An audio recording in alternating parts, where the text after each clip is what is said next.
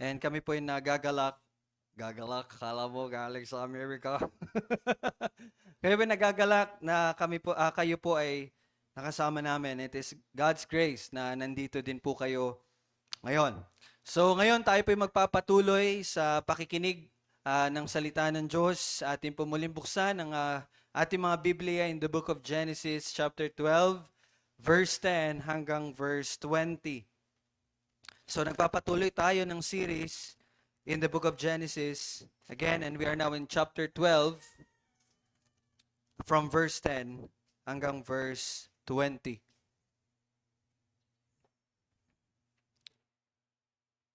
Okay, nandyan na po ba kayo? Genesis chapter 12 verse 10 to 20. Now, isang araw, ako po'y nasa Cubao. Isang araw, meron pong shared message sa ating group chat. Meron po tayong group chat, no? Doon sa mga covenant members. Meron tayong group chat patungkol sa quote mula kay Arthur Pink. Binasa niyo po ba yon? Mga covenant members, binasa niyo po ba? Okay. Ang sabi po doon sa shared post na yon ay sabi doon, anong uri ng kabaliwan ang humihikayat sa napakaraming tao na ipagpaliban ang kanilang pagsisisi sa kasalanan hanggang sa oras ng kanilang kamatayan. Iniisip ba nila na kapag napakahina na nila at hindi na nila maigalaw ang kanilang mga katawan, magkakaroon pa sila ng lakas upang ilayo ang kanilang mga kaluluwa sa kasalanan? Mas madali pang maibalik nila ang kanilang sarili sa ganap na kalusugan ng katawan. Ang ideya po doon sa quote from Arthur Pink ay maraming tao ang nag-iisip na tsaka na lang sila tatalikod sa kasalanan at mananampalataya kay Kristo kapag malapit na silang mamatay. Ngunit may mga tao din na nagsasabi na maaari pa rin maligtas sa mga taong ganon. Gaya nung isang magnanakaw na kasama ni Kristo nang siya ay ipako sa krus. So may dalawang ideya, no? So kayo ba, naiisip niyo ba na, patuloy ka lang tong kasalanang ito. Grace naman, God's grace, no? And sabi pa kanina sa confession, ay kahit ng isang mananampalataya, dadaan din talaga sa uh, kakilakilabot ng kasalanan, pero ibabalik pa rin naman siya ng Diyos. So, why not? Let's go! Patuloy tayo sa kasalanan. No? Patuloy tayo magtago sa kasalanan. Patuloy nating itago yung kasalanan. No? Pero marami din nagsasabi na kahit ganoon daw ang pag-iisip ay maaari pa rin maligtas, gaya ng magnanakaw na kasama ni Kristo sa nahipako sa krus. Now, patuloy po no, ang debate patungkol dito. And even makakita niyo po yon doon sa comment section ng post na ito sa Facebook. At magandang isipin din natin ito at nawa ay makatulong ito sa atin upang mas maunawaan po ang biyaya ng ating Diyos. Tingnan natin ano ang tama nating pananaw sa ganitong sitwasyon sa pamagitan ng pagtingin muli sa biyaya at katapatan ng Diyos sa tagpo na ating pong pag-aaralan sa umagang ito. At bilang pagbibigay-pugay po, tayo po ay magsitayo sa pagbabasa ng salita na ipapangaral ngayong umaga. Genesis chapter 12 verse 10 to 20. Makinig na lang po kayo. Nakagutom sa lupain, kaya't bumaba si Abram sa Ehipto upang manirahan doon, sapagkat mahigpit ang taggutom sa lupain. Nang siya'y malapit na sa Ehipto, sinabi niya kay Sarai na kanyang asawa, alam kong ikaw ay isang babaeng maganda sa paningin, at kapag nakita ka ng mga Ehipsyo, ay kanilang sasabihin, ito'y kanyang asawa, at ako'y kanilang papatayin. Subalit hahayaan kanilang mabuhay. Sabihin mong ikaw ay aking kapatid, upang ako'y mapabuti dahil sa iyo, at upang ang buhay ko'y makaligtas dahil sa iyo. Nang dumating si Abram sa Ehipto, Nakita ng mga Ehipsyo na ang babae ay napakaganda. Nang makita siya ng mga pinuno ng Faraon, siya ay kanilang pinuri kay Faraon at dinala ang babae sa bahay ng Faraon. At pinagpakitaan niya ng magandang loob si Abram dahil kay Sarai at nagkaroon si Abram ng mga tupa, baka, lalaking asno, aliping lalaki at alilang babae, babaeng asno at mga kamelyo.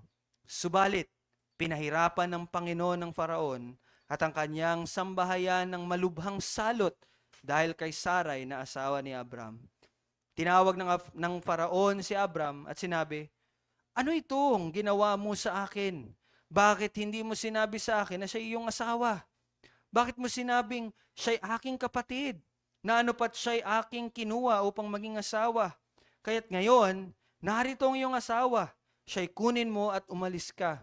At nagutos ang Faraon sa mga tao tungkol sa kanya at siya'y kanilang inihatid sa daan ang kanyang asawa at ang lahat ng kanyang pag-aari. Ito po ang salita ng Diyos, tayo manalangin. Panginoon, kami po ay lumalapit muli sa iyo at bigyan mo kami ng kaunawaan sa iyong biyaya patungkol dito sa tagpong ito. Makita namin ang iyong katapatan at makita namin kung anong bunga nito sa aming mga buhay. Ito aming panalangin sa pangalan ni Jesus. Amen. Tayo magsipo.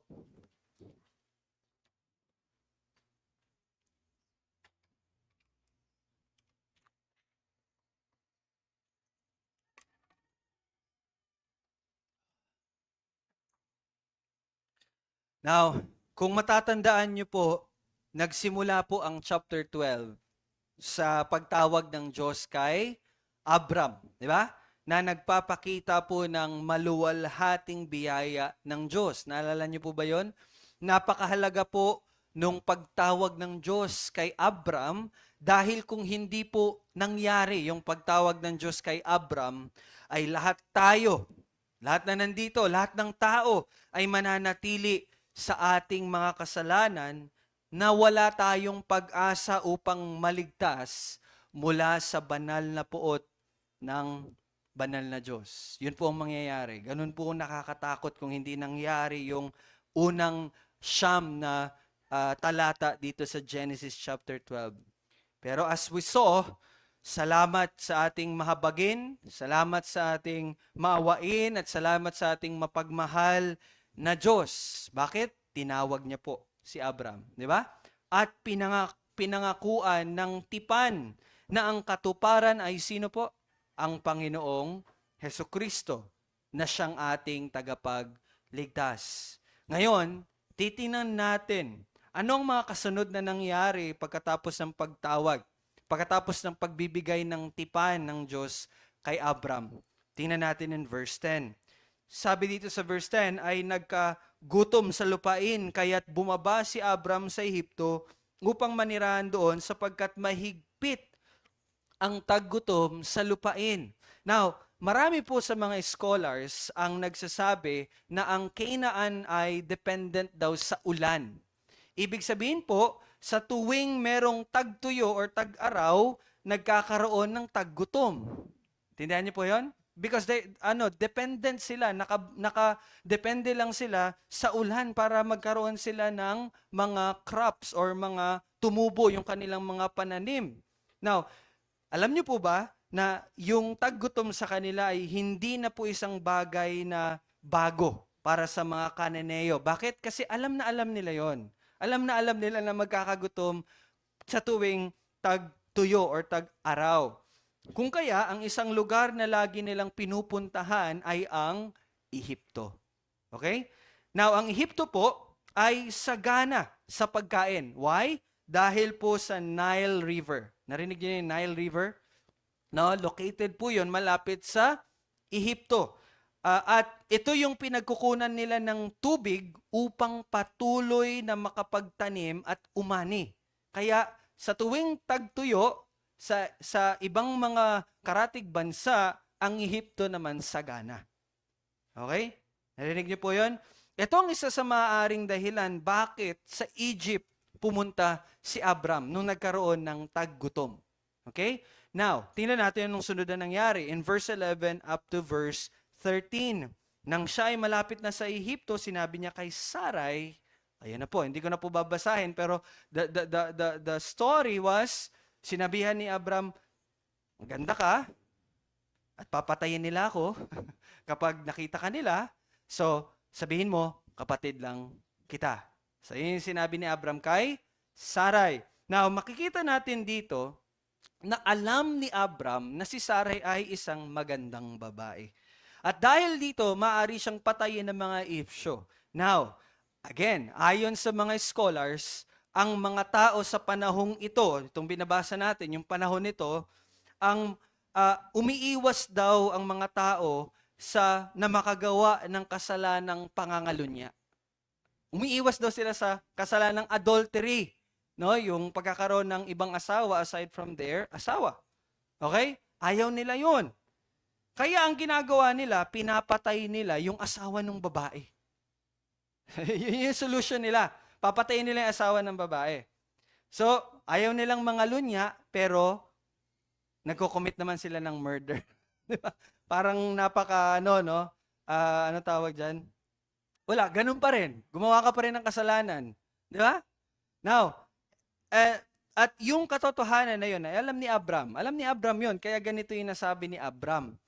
Kaya sa verse 13, kung makikita nyo dyan, sinabihan niya si Sarai na sabihing magkapatid sila upang maligtas ang kanyang buhay. Diba? Now, ano nangyari? Verse 14 to 16, nang dumating si Abram sa Ehipto, yun na, nakita ng mga Ehipsyo na magandang babae nga, si Sarai. No?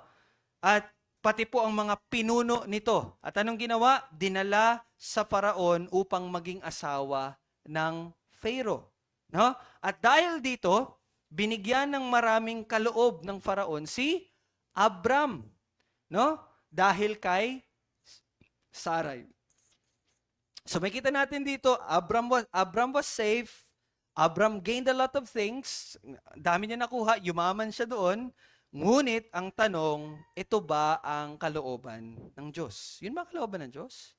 Tingnan natin in verse 17. Subalit, pinahirapan ng Panginoon ang Faraon at ang kanyang sambahayan ng malubhang salot dahil kay Sarai na asawa ni Abram. Ano nangyari? Nagpadala ng salot, pinarusahan ng Diyos ang Faraon at ang kanyang pamilya at ang kanyang mga servants. Now, dito po sa verse 17, makikita natin na hindi ito kalooban ng Diyos. Yung nangyayari ngayon dito, yung binabasa natin dito, hindi po ito kalooban ng Diyos. No?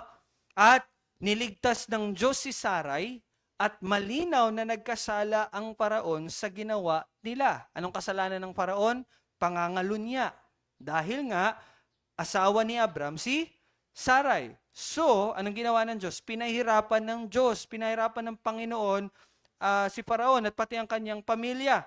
So, makikita natin dito na hindi lang ito special care kay Sarai. Hindi lang ito pagpoprotekta kay Sarai. Kundi ang nangyari ng pagpapadala ng salot ng Diyos sa bahay ng Faraon ay matuwid na paghatol ng Diyos sa kasalanang ginawa ng Faraon. Okay? So, anong mangyayari? Anong kasunod na nangyayari? Verse 18 to 20. So, tinawag ng Faraon si Abram at sinabi, bakit ka nagsinungaling? Bakit hindi mo sinabi na asawa mo pala yun? And then, binalik ng Faraon si Sarai kay Abram at pinaalis na sila. Now, makikita natin sa tagpong ito na nagsinungaling po si Abram. At sila po'y pinaalis ng Faraon. Diba? Dala-dala ang mga natanggap ni Abram. So, that's it. That's the story. Ngayon, ano pong maobserbahan natin sa tagpong ito? Una, hindi humingi ng gabay si Abram sa Diyos. That's the first thing. Bakit? Kasi malinaw na hindi yun kalooban ng Diyos. Hindi siya humingi ng gabay. At sa halip, gumawa siya ng sarili niyang paraan sa gitna ng kalagayang kanilang kinakaharap. So kung ano yung nakita niyang solusyon, yun yung ginawa niya. Without asking God's guidance.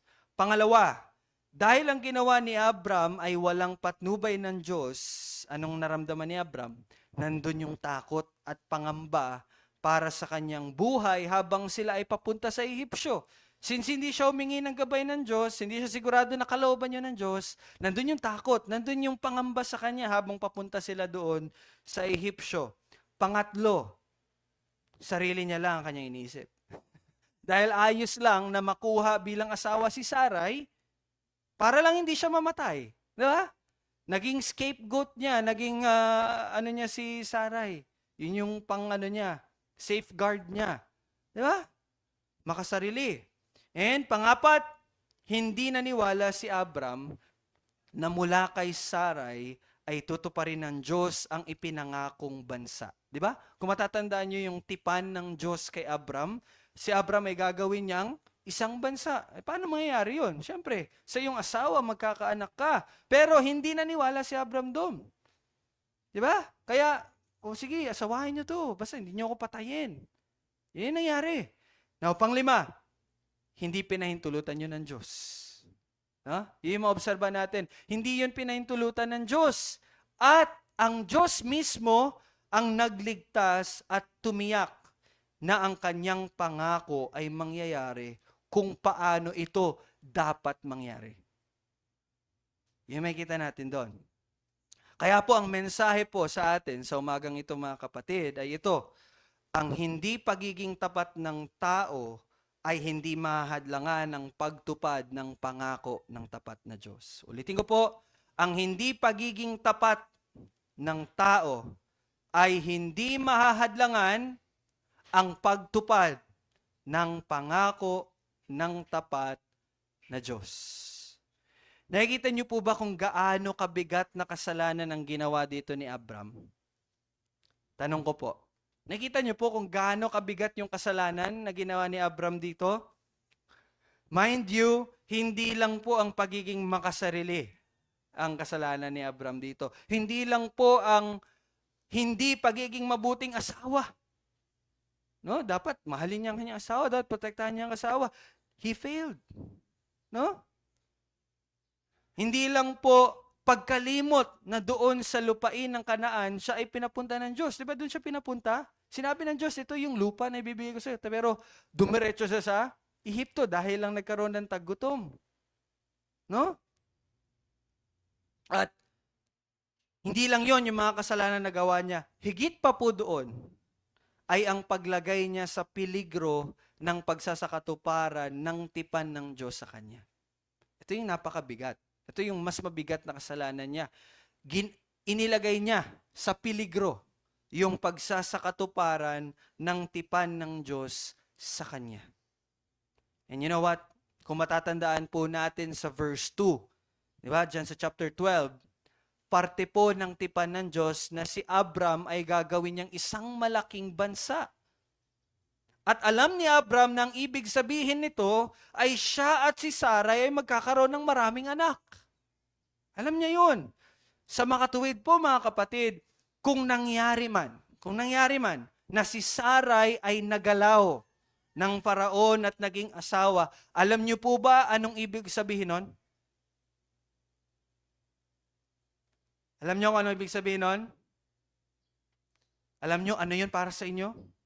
Kung nangyari man na nagalaw ng Faraon si Sarai, hindi lang po sa hindi na matutupad na si Abram ay magiging isang bansa, hindi lang yun ang mangyayari, kundi hindi na rin darating ang ating kaligtasan. Ganun kabigat yung tagpong to. Ganun ka nakakatakot kung nangyari man, kung nagalaw man si Sarai, kung naging asawa man ng Faraon si Sarai, all of us, again, ang ating kaligtasan will be in jeopardy. Maaaring walang kaligtasan kapag nangyari yun. Narinig niyo po yan? Ganon. Yung ginawa ni Abram. No? Natatandaan niyo po ba last Sunday, sino ang katuparan ng tipan na ito ng Diyos kay Abram? Diba last Sunday, pinakita natin sino? Ang katuparan ng tipan in Genesis 12, 1-3, ang lahat ng katuparan nun ay si Kristo. At sino si Kristo? Siya ang Panginoon at tagapagligtas. Sa makatuwid po, Nawa makita nyo kung gaano, gaya nga ng sinabi ko kanina, nakakatakot at nakakapanindig balahibo ang tagpong ito. Bakit? Kasi nakasalalay dito ang ating kaligtasan. Ganito po kaseryoso ang nangyayari dito. It's not just a story of Abraham becoming unfaithful husband. No. Inilagay niya sa peligro ang kaligtasan ng mga tao. Ang kaligtasan mo. At alam niyo po ba, kung titinan niyo ang salaysay, isang hakbang na lang. Isang hakbang na lang. Tapos na sana tayong lahat. Hindi man ganun kadetalyado, ngunit hindi mahirap makita na ang kailangan na lang gawin ng Faraon ay galawin na lang si Sarai. Nandun na, nakaredy na, inahanda na siya.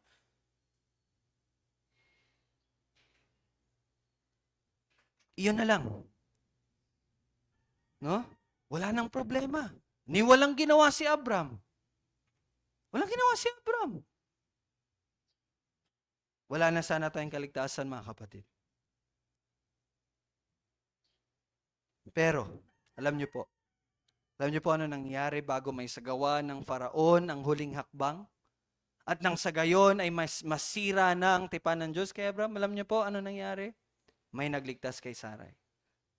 Yun nangyari. May nagligtas kay Sarai. May kumilos upang maialis doon si Sarai. May kumilos upang maisakatuparan pa rin ang tipan ng Diyos kay Abram. At sino yon? Sino ang gumawa nun? Sino ang kumilos nun? Ang Diyos. Ang Panginoon. Siya yung kumilos. Siya yung may ginawa. At alam niyo po ba, sa tagpong ito, hindi lang si Sarai ang niligtas ng Diyos. Hindi lang si Sarai ang niligtas ng Diyos. Ikaw nandito ka rin. Niligtas ka rin ng Diyos. Bakit? Kasi nga, gaya ng sabi ko kanina, ang tagpong ito ay may napakalaking kinalaman sa ating kaligtasan na natatamasa natin ngayon. Kung hindi kumilos ang Diyos, kung hindi may ginawa ang Diyos, wala at hindi na tayo maliligtas. Kasi kung hindi kumilos ang Diyos, hindi darating ang binhi ng babae na magmumula sa mga anak ni Sarai na ipinangako ng Diyos kay Abraham. Nakikita niyo po yung biyaya ng Diyos dito? Nakikita niyo yun? Mga kapatid, hindi lang po siya nagliligtas. Hindi lang nagliligtas ang Diyos. Siya din po ang tumitiyak ng kasiguraduhan ng ating kaligtasan. You see? Ganun po kadakila ang biyaya ng ating Diyos, mga kapatid. At napakalinaw po dito, ang kaligtasan mo ay nakasalalay lamang sa biyaya at katapatan ng Diyos. Yun ang dapat nyo din makita. Ang kaligtasan mo ay nakasalalay lamang sa biyaya at katapatan ng Diyos. Hindi po talaga iyon sa iyong gawa. Kasi sa simula, sa kasalukuyan, at hanggang sa katapusan, ang Diyos ang katiyakan ng iyong kaligtasan. Kahit na mag-fail ka, kahit na magkasala ka, kahit na hindi ka tapat tulad ni Abram, at some point, take note of that, at some point, tandaan niyo po, ang hindi pagiging tapat ng tao ay hindi mahadlangan ng pagtupad ng pangako ng tapat na Diyos. Kahit na sa ating pagkakasala, matutupad po ang kalooban ng Diyos na ikaw ay iligtas. Narinig niyo yun? Nakita niyo yung biyaya? Gift, kaloob. Ngayon ang tanong, gaya ng tanong ni Pablo sa sulat niya sa mga taga-Roma, chapter 6 verse 1, ano nga ang ating sasabihin? Magpapatuloy ba tayo sa pagkakasala upang ang biyaya ay sumagana? Kasi nakita natin ang biyaya ng Diyos. Kahit na nagkakasala ka, kahit tapat ka, may sasakatuparan ng Diyos ang pagliligtas sa iyo. Ngayon ang tanong, gaya ng tanong ni Pablo, magpapatuloy ba tayo sa pagkakasala upang ang biyaya ay sumagana? Tama ba nating isipin na, mangyayari pa rin naman ang kalooban ng Diyos sa akin? Maliligtas pa rin naman ako kahit na magpatuloy ako sa kasalanan ngayon. Kaya sige lang, go lang tayo ng go. Go mo. I-go mo lang yan. No? Patuloy ko lang itong palihim na kasalanang ito. Still, by grace alone, ligtas ako. O kahit itong sitwasyon na sinabi ko sa inyo kanina nung panimula, yung mga taong nag-iisip na, mamumuhay lang muna ako para sa sarili ko. Enjoy ko lang muna itong makasalanang buhay ko. Pag malapit na yung kamatayan ko, mananampalataya na ako sa Diyos. Tatalikod na ako. Kasi biyaya naman niya ang kaligtasan. Hindi sa gawa ko yun. Tama ba yun? Ligtas ba ang taong ganon ang pag-iisip at ginagawa? Ano po sa tingin ninyo? Well, to tell you honestly, dati ang sagot ko, hindi ligtas sa mga taong yon. Pero pagkatapos ko aralin itong sermon na ito, masasabi kong maaari pa rin. Oops, teka lang. Patapusin niyo muna ako. Baka magkamali kayo ng pagtanggap. Ulitin ko, maaari pa rin. Maaari pa rin sila maligtas.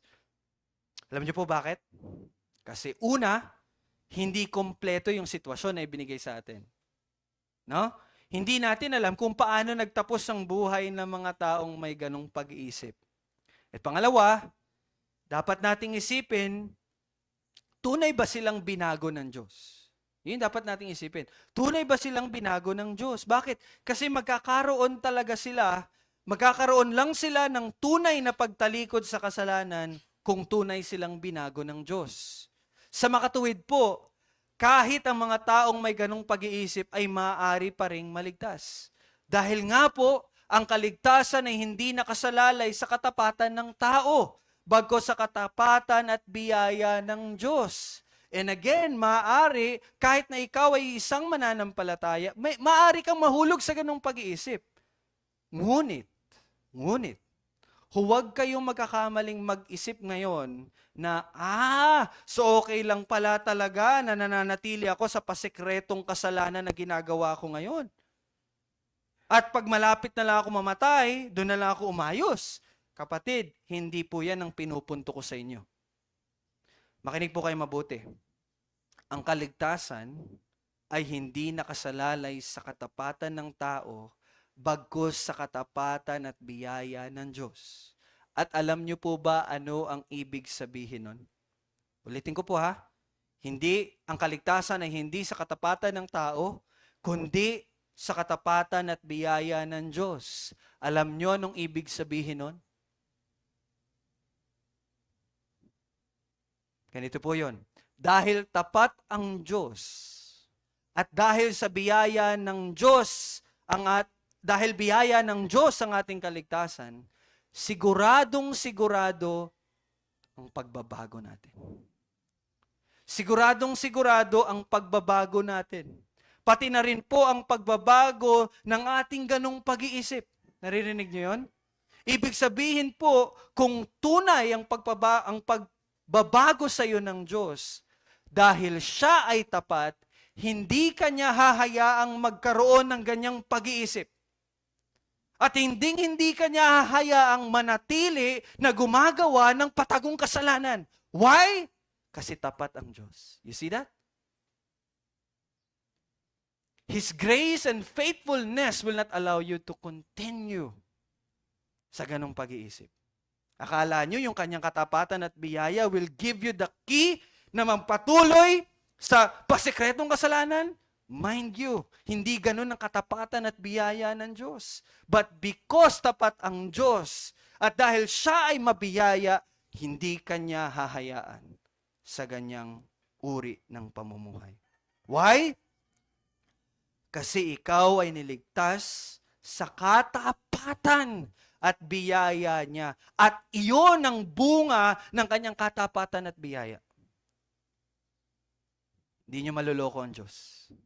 No one can mock God. Gaya ng pagtiyak ng Diyos na isakatuparan ang pagliligtas sa pamagitan ng pag-alis kay Sarai sa kapahamakan bagaman hindi naging tapat si Abram, ganon rin niya titiyakin na isakatuparan ng pagliligtas sa iyo sa pamagitan ng pag-alis sa iyo sa kasalukuyang pagkakasala bagaman sa ngayon na hindi ka nagiging tapat. Bakit? Tandaan nyo, kapag itinali ng Diyos ang kanyang sarili sa isang tipan o sa isang pangako, kahit ang mga kasalanan ng kanyang tao ay hindi makakapigil sa kanya na tuparin yun.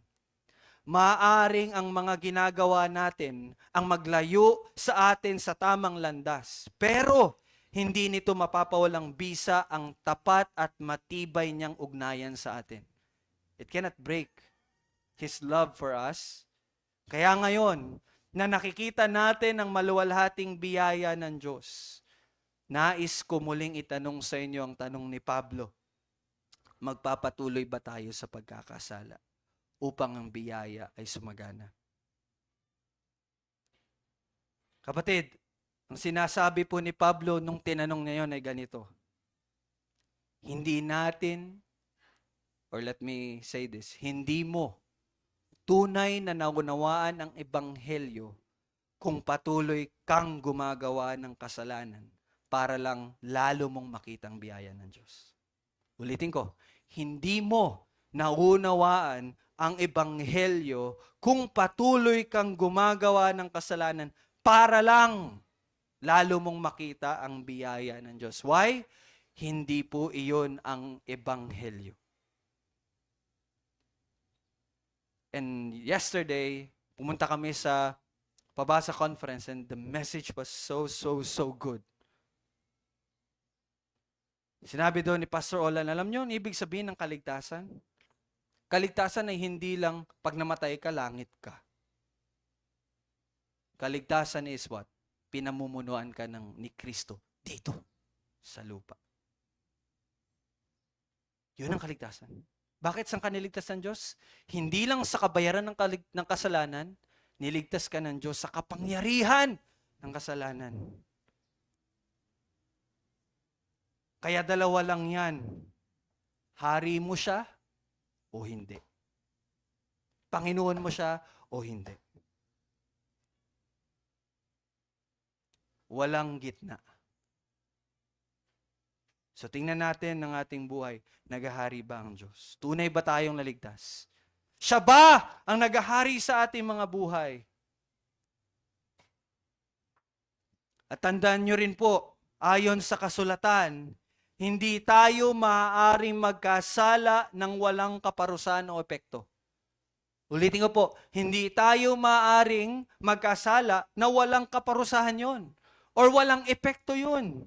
Maasahan natin na tutuparin ng Diyos ang lahat ng kanyang mga pangako sa tipan at kikilos siya upang iligtas ang kanyang mga tao. Ngunit, ang bawat kasalanan natin ay may pangmatagalang epekto sa kalidad ng ating buhay, sa ating reputasyon, sa ating pamilya, at even sa iglesia at sa iba't ibang bahagi pa ng ating buhay. Ngayon, kung gumagawa tayo ng kasalanan, na iniisip natin na wala naman itong pangmatagalang epekto, niloloko lamang natin ang ating mga sarili. Kala nyo wala? Meron yon. And as a side note, kay Abram, alam nyo ano naging pangmatagalang epekto ng kanyang pagkakasala? Kung tatandaan nyo sa verse 19,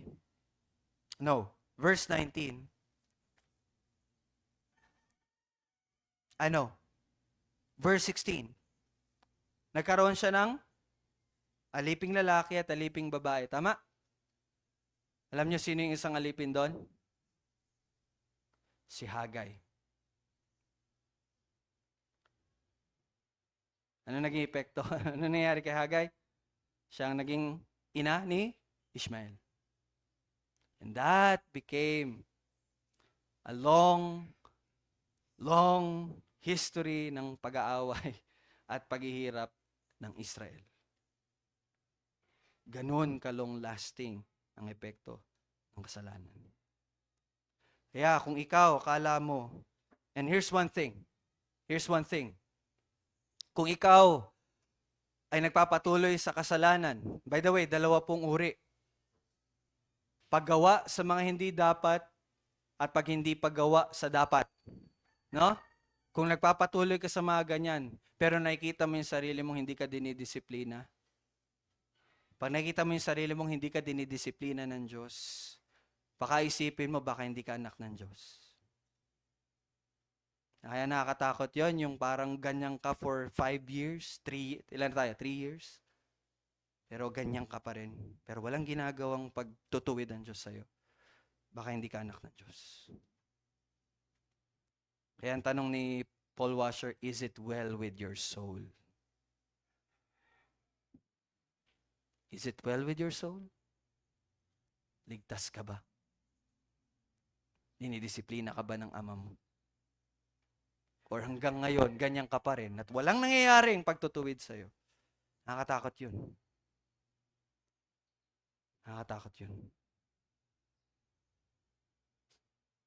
At gusto ko kayo matakot para nawa lumapit kayo sa Diyos. No?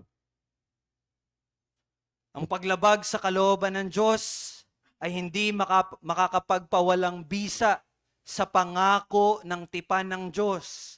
Ngunit palagi itong magpapahirap ng ating buhay. At sa katunayan, makikita natin iyon sa buhay ni Abraham sa mga susunod na kabanata. Yun po yung sinabi ko sa inyo kanina. Kaya, hindi natin dapat gamitin ang katotohanan ng katapatan at biyaya ng Diyos bilang dahilan para mamuhay tayo sa pagkakasala. Tandaan mo kapatid, kung tunay ang pangako ng pagliligtas sa iyo ng Diyos, siya po ay tapat sa biyaya niya at sisiguraduhin niyang ikaw ay ligtas. Hindi lang sa kabayaran ng kasalanan, kundi sa paghahari din ng kasalanan sa iyong buhay.